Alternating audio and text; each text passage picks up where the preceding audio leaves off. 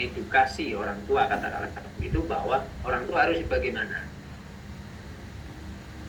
Harusnya bagaimana? Oh, misalnya harusnya dia melatih untuk memperbanyak mendengar dan lain sebagainya, macam-macam dan lain sebagainya. Itu harus kita sampaikan. Karena kita tidak bisa, misalnya Bu Nancy ini ngajar sendiri dengan caranya BSI bahwa dia harus mendengar dan lain sebagainya, tapi di rumah tidak dilakukan itu, tidak dikenalkan ya. Itu juga tidak ada gunanya, percuma ibu ngajarin gitu. Ibu ngajarin paling lama berapa lama, nggak bisa lah seharian. Padahal itu perlu pembiasaan kan gitu Bu. Perlu pembiasaan di rumah, perlu masuk bahwa suara yang kamu dengar itu adalah menyenangkan. Kalau kamu dipanggil, misalnya kamu datang, kamu saya kasih duit misalnya, orang pasti akan datang kan gitu. Atau kalau anak-anak yang bayi misalnya, kalau kamu dipanggil gini, ternyata dia dapat makan gitu, oh iya pasti dia senang dong. Nanti suatu saat dipanggil atau ada suara itu, dia pasti akan gitu kan, seperti penelitian di psikologi itu kan begitu. Pavlov itu dia menggunakan penelitian anjing misalnya gitu ya, bahwa anjing itu kalau ada dikasih suara dia akan buka mulutnya, pada nanti suatu saat dikondisikan seperti itu terus, suatu saat dia suaranya dihilangkan gitu, dia juga akan buka mulutnya dan sebagainya. Nah itu kan dikondisikan seperti itu. Nah anak-anak itu juga perlu dikondisikan, terutama yang dia sudah usianya lewat. Artinya lewat itu tidak sejak kecil ya, tidak sejak dini gitu katakan. Nah itu harus dilakukan itu. Kita pastikan bahwa dia dengar. Kalau ibu ngomong bahwa ya mendengar suara hanya ketawa-ketawa, ibu harus mengambil, artinya begini. Mari, ayo coba kita berpikir, apakah dia ini sedang mengeksplor bahwa dalam 10 hari itu suara itu apa ya? Itu pengalaman baru kan bagi dia. Sesuatu yang dia belum pernah dapat, suara itu.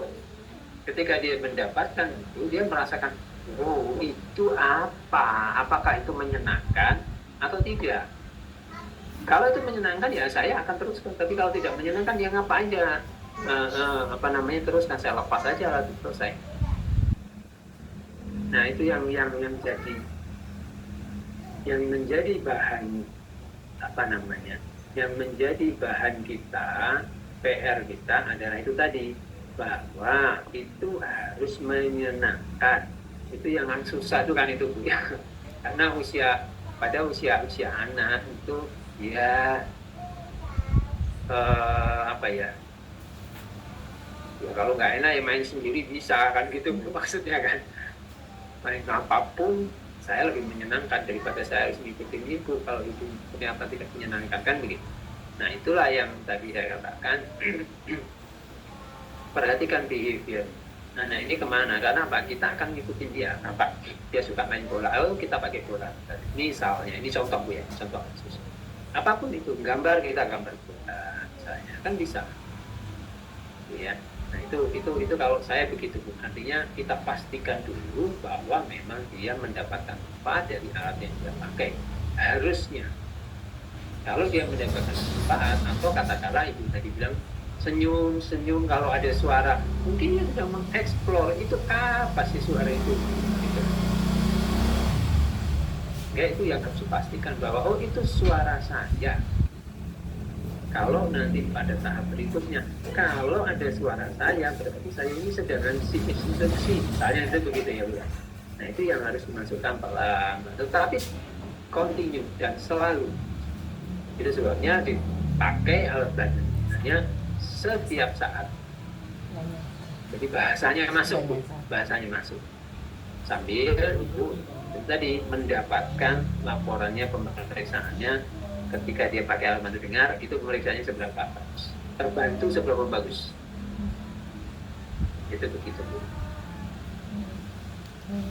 Terima kasih Pak. Baik Pak, terima kasih. Ya sama-sama. Ada yang lain mungkin